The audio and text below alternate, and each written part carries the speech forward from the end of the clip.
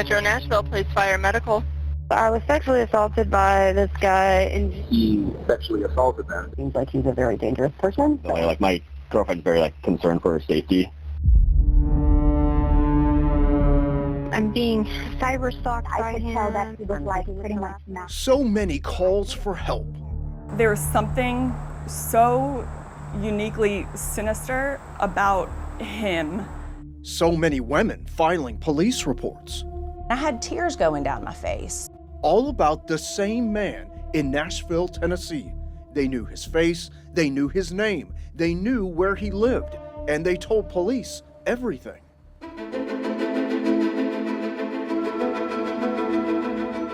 All the while I'm saying, I don't like this, you need to stop, you need to let me go. But no arrest, year after year. My assault didn't have to happen, and the assault of all the women after me didn't have to happen. They had so many case files on this guy, and they just allowed him to keep going.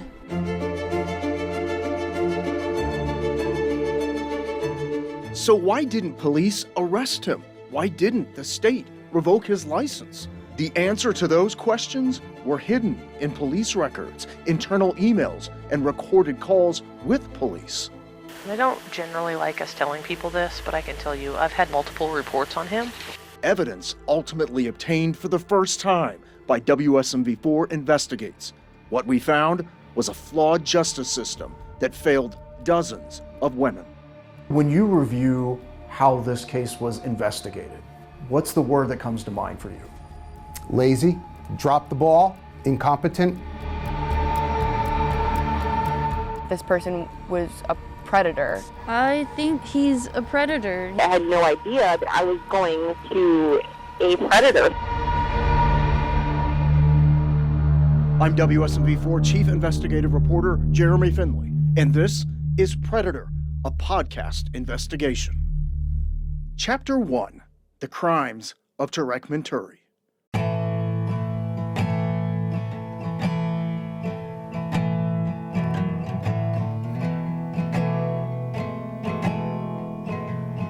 Watch you burn till you learn. To write her songs, Peyton Parker looks to her memories. What it's like to really hurt. Some more painful than others. Really hurt. I don't really go a day without thinking about it.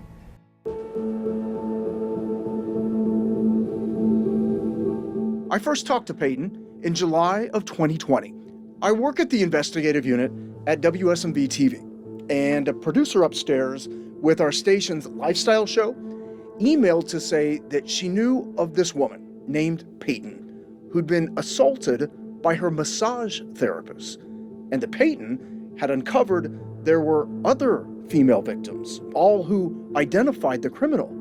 Peyton was upset that police hadn't made an arrest.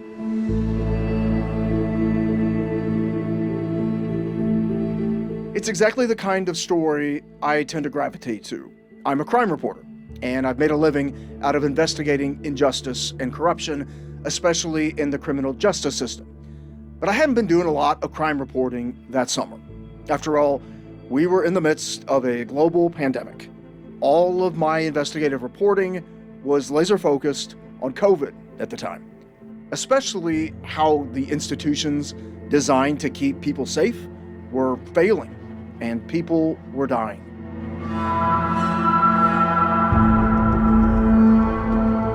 I remember talking to my then assistant news director about Peyton's story. After all, if a man was indeed preying on women in real time, we needed to find out what was happening and certainly warn women. My assistant news director, herself a woman, said, add that investigation to your to-do list. Now, I want to warn you right now, this content is tough to hear. It could be a real trigger for a lot of people, especially women. But journalism is all about telling hard truths, and the people telling this story are all women. I don't even want to look at you. Starting with Peyton. She was just 25, among the scores of musicians who come to Nashville knowing that she would need a job to make ends meet while pursuing her dream. On July 17, 2020, she arrived at a studio in North Nashville for a job interview as a massage studio assistant for a man named Tarek Menturi.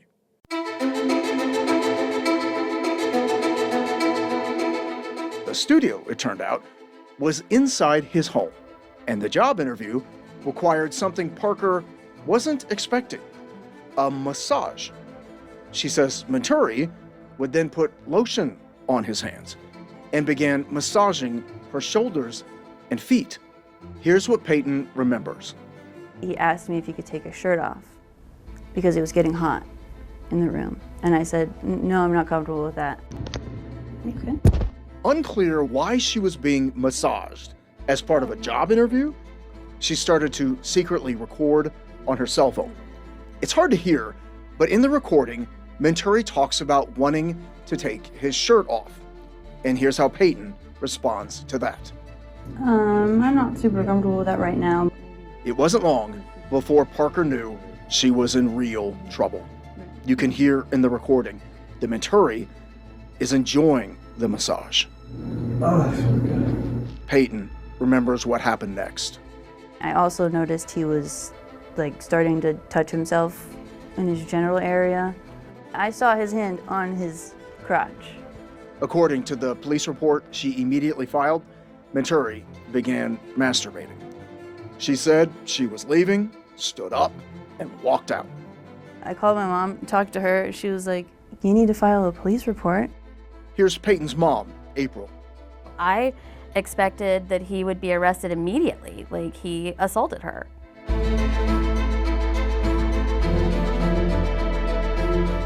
And that is how our investigation started. A single interview with a single woman. Peyton and her mom wanted me to know they'd already found a few other women through social media who said they too had been assaulted by Menturi and reported it to police. Now here's the thing about police reports, especially those about sex crimes. At the time of the crime, they are not public record, especially as detectives conduct their investigation.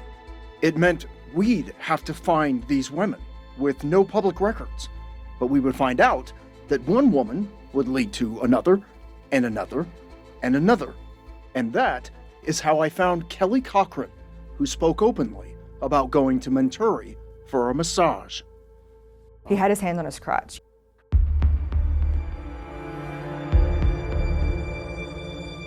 Before we get into Kelly's story, I need to tell you something about crime reporting. It's extremely important that journalists not re-traumatize victims. After all, they have already gone through the worst, and we don't want to make them relive it.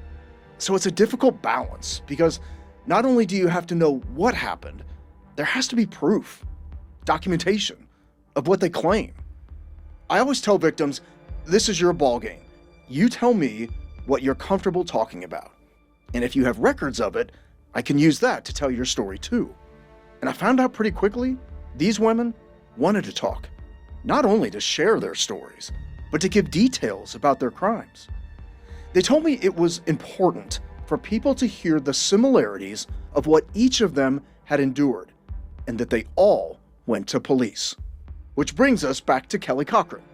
2 years before Peyton Parker would go to Menturi for her job interview, Cochran, who's a wife and mother of 3, got a gift card for a massage in February 2018, and she used it for a massage with Menturi. Cochran would later file a police report, citing that Menturi had touched the side of her breasts during her massage, and that he'd taken off his shirt and unzipped his pants.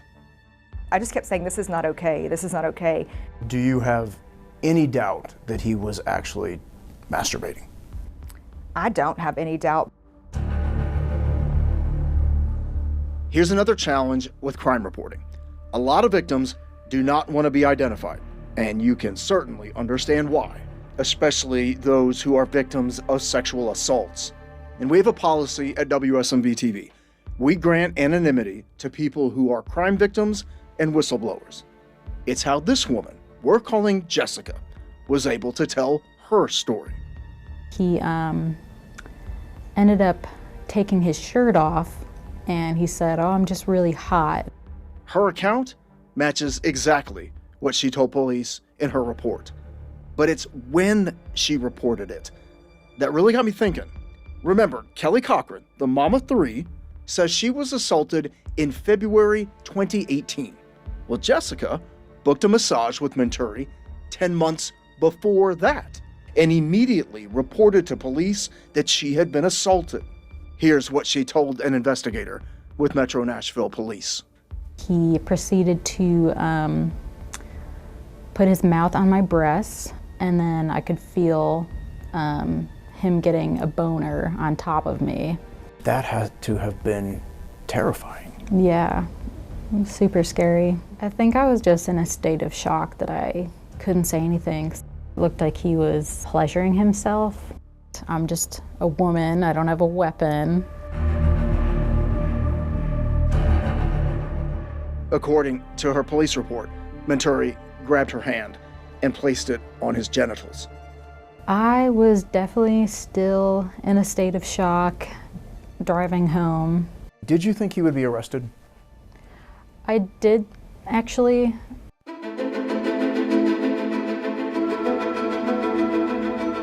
People are always more than just numbers or statistics.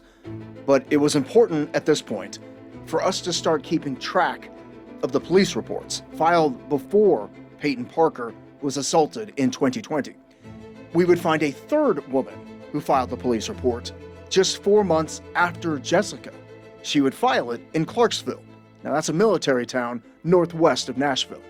That woman's name is Julia Stone.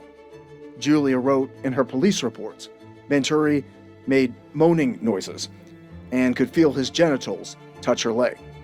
Julia was adamant in her interview with us that she did not hesitate to call police.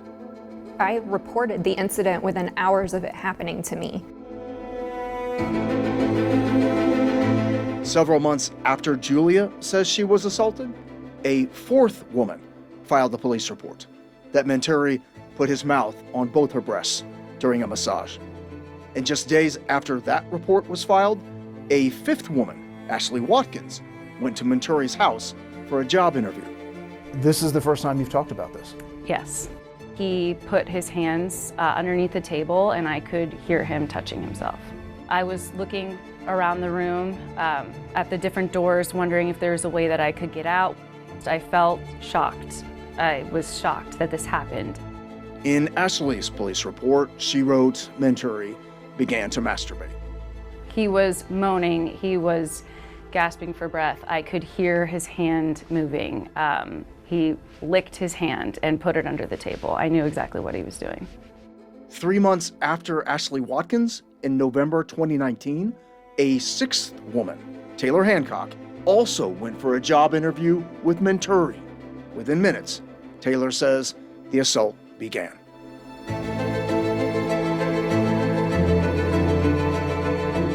All the while I'm saying, I don't like this, you need to stop, you need to let me go. Then he instructed me, to go lower, lower, lower until I was massaging his genitals. Then I had to kiss his genitals, and then that turned into full oral sex.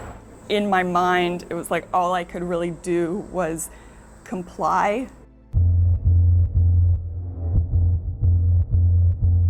There was something so uniquely sinister about him.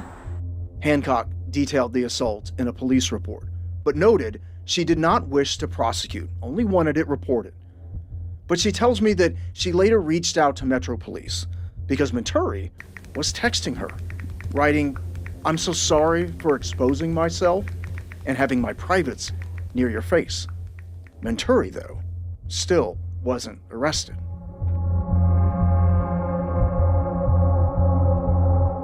And he wouldn't be, even after an unidentified woman, the seventh at this point, would file a police report on January 4th, 2020.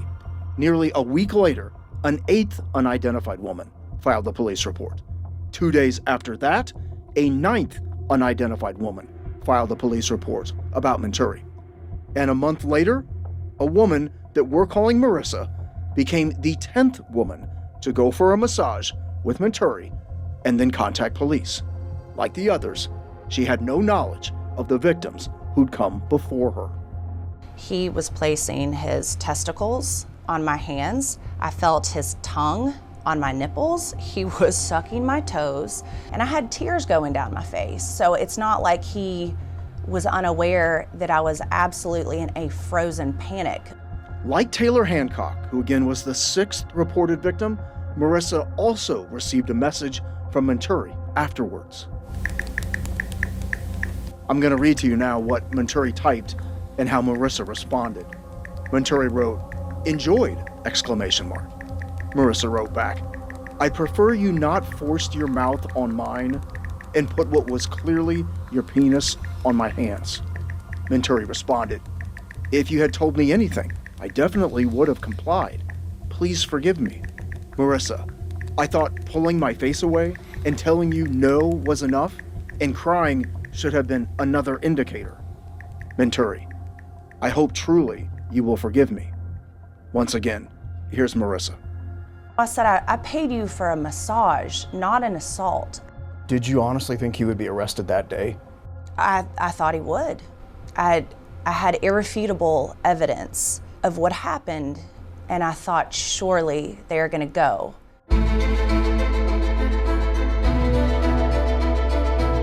On the same day Marissa filed her police report, 2 other women filed sexual battery complaints about Menturi, bringing us now to 12 women. And we spoke to the 12th woman, who we're calling Nina. She told police Menturi put his genitals in her hand. I don't think they took it seriously. After Nina, 3 more women would file police reports. In all, 15 women, 15 would contact police and make reports on Menturi before Peyton Parker ever went for her job interview on July 17th, 2020. It's ridiculous that he was able to just prolifically assault people for years with no consequences.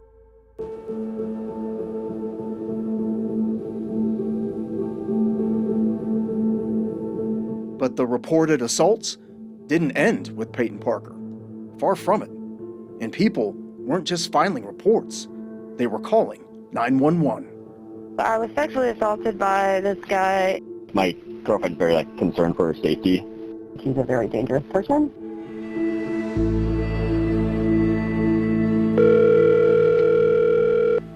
Hello? May I speak to Ashley, please? Hi, this is Ashley. Ashley, my name is Kim Rothwell. I'm a detective with Metro Nashville Police. That's overnight sex crimes detective Kim Rothwell. Police reports show she was assigned to many of the cases. We obtained recorded conversations with Rothwell and 2 of the victims, including this conversation with Ashley Watkins, again, the 5th woman to file a police report. I don't generally like us telling people this, but I can tell you I've had multiple reports on him. The problem is a lot of the experiences are like yours, where it gets weird enough that people are like, okay, I'm leaving before something gets more. And he just barely doesn't meet the level of a sex crime. There's an element in sexual battery for most of my cases that we don't reach because we have to prove that it's for sexual gratification. On your case, our situation may be that we can definitely prove that it was for sexual gratification based on your observations. I mean, he was making noises and had his parts of my body fully in his mouth. It was very obvious what was going on. It wasn't a secret. Here's the criminal charge that Rothwell says Menturi could face. I definitely think that simple assault would apply here.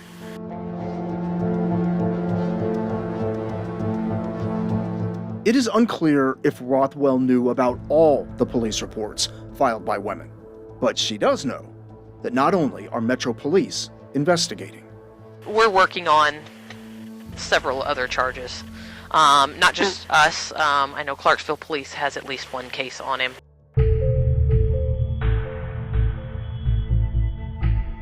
That case was Julia Stone's, again in Clarksville, Tennessee. Not only had she filed the report, she'd given them her clothing for potential DNA.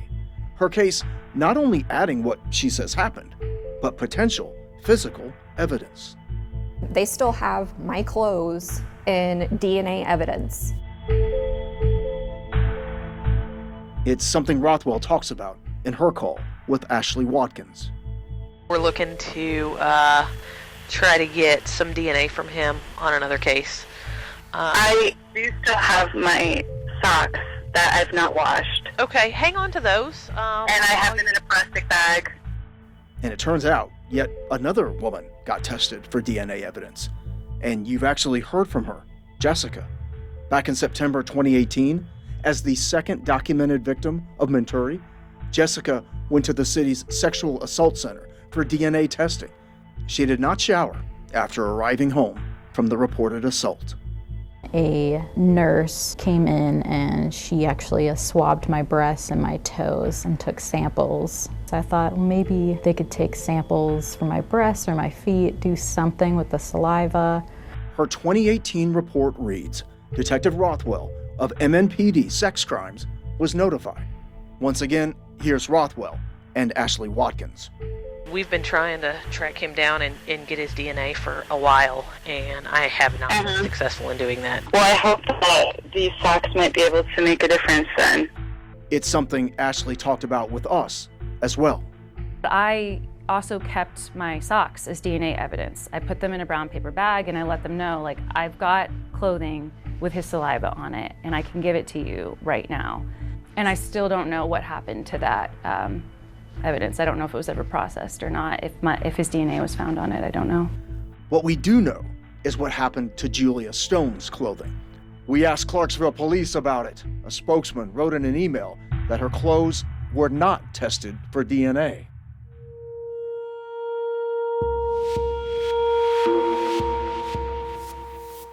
In those emails with us, Clarksville Police wrote that Stone's case did not rise to the level of probable cause.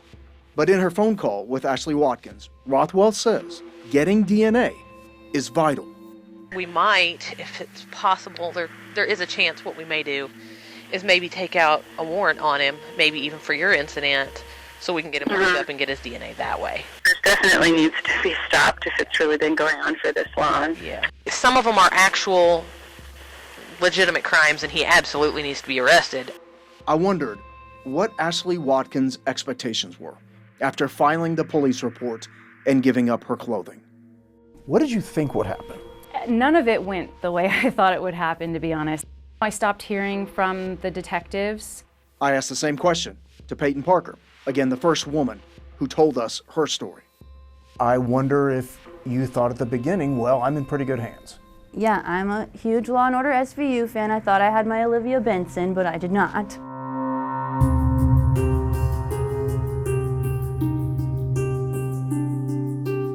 In an email between Rothwell and a Clarksville detective, Rothwell writes they don't have his DNA, that Menturi won't come to the door to talk to police, and, quote, we haven't slowed down enough to be able to get a workable plan for him, citing, quote, the vast majority of our cases are only chargeable as simple assaults.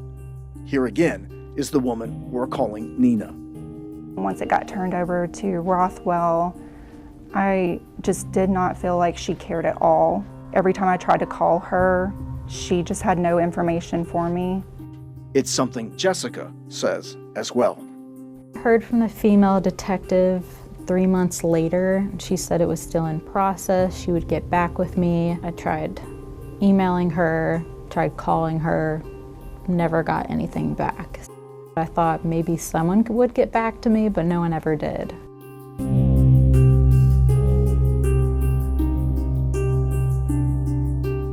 And women weren't just filing complaints with police. They were also alerting the State Board of Massage Licensure. That's the agency in charge of revoking massage licenses. We obtained a complaint filed with the state in 2017 from a woman claiming provocative sexual assault by Menturi. This woman, we're calling Marie, says she filed a complaint with the state after her assault in March 2020. I thought they would actually investigate it, and I just never heard back from them. Marissa filed a complaint as well. The massage board had multiple complaints on him and allowed him to keep practicing. So the police and the board, to me, are complicit in my assault and other people's. The recorded calls with Detective Rothwell confirms the state was investigating. I know they do have an open investigation on him. In an undated phone call with another victim, Rothwell makes a recommendation. I have encouraged, as we'll talk about here, everyone to make a complaint with the massage board as well. Here's how that unidentified victim responds. I'm wondering now, like, how is this man allowed to practice with a massage license? How is there no warning? It's kind of scary. I had no idea that I was going to a predator who was being watched by the police. But those who filed complaints with the state say they heard nothing. Crickets for years until your story came out.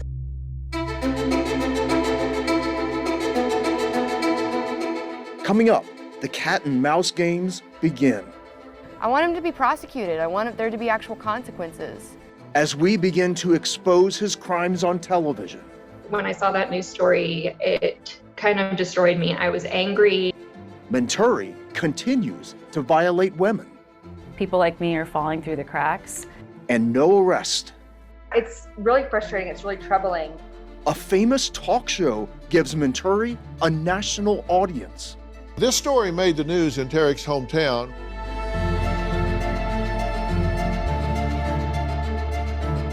And WSMV4 investigates holds truth to power, demanding answers why police and the state allowed his crime spree to continue.